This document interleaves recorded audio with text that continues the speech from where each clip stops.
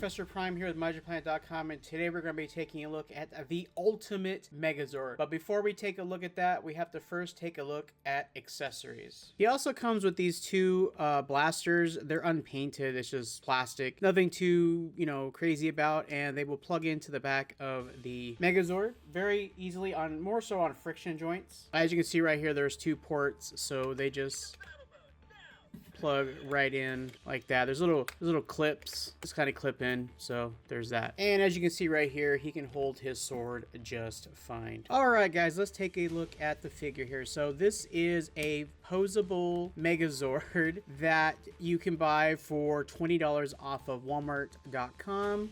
They should be showing up in stores hopefully sometime within the next couple months here, hopefully for Christmas. So it's the Mighty Morphin Power Rangers Megazord. It does have some limited articulation. It is a big plunk of plastic. It does have batteries and has sound effects, which I will show off here pretty soon. So the head sculpt, there's no head articulation at all, which is unfortunate. There's no head movement. You do get a shoulder ratchet, kind of soft ratchet that moves all the way around. You do get limited out, and you do get a bend, but it also bends backwards, so it's kind of, there's nothing stopping that. And this is a very loose joint. There is wrist rotation, but that's about it. As you can see, it does have waist articulation. It has extreme, but then it stops from right there. It has no ab crunch. Can't get the leg up that much. Unfortunately, this is one of my pet peeves about this figure. There's no knee bend, so you can't. You have twist like this. So I mean, you can kind of get them out like this, and you have ankle pivot here. These are posable, so you can push them back or forward or however how you want.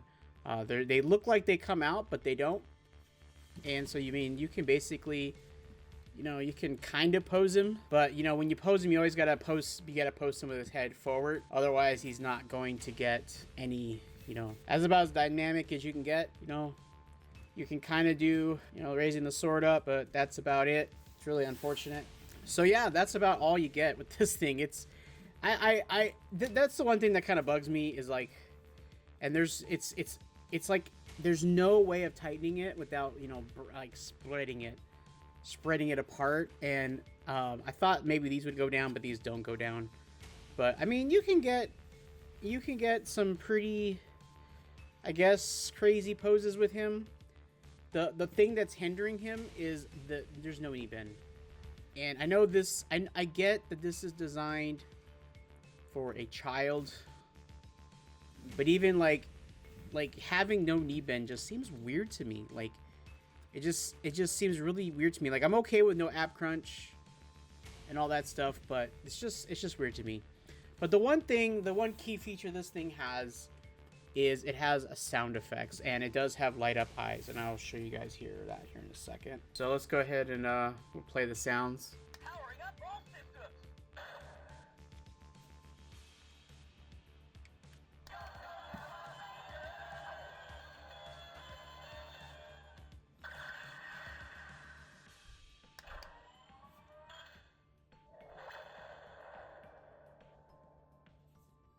Transport sequence has been initiated. Let's show them some Megazord power. We're gonna need more power. Megazord activated. Megazord, engage. Changing to battle mode now. Let's take him down! Transport sequence has been initiated. So you can see right there, it basically starts recycling the same, Megazord, engage! and Show them some you can Megazord just press power. it. We're gonna need more power. Powering up all systems. There's a different one. Let's take him down.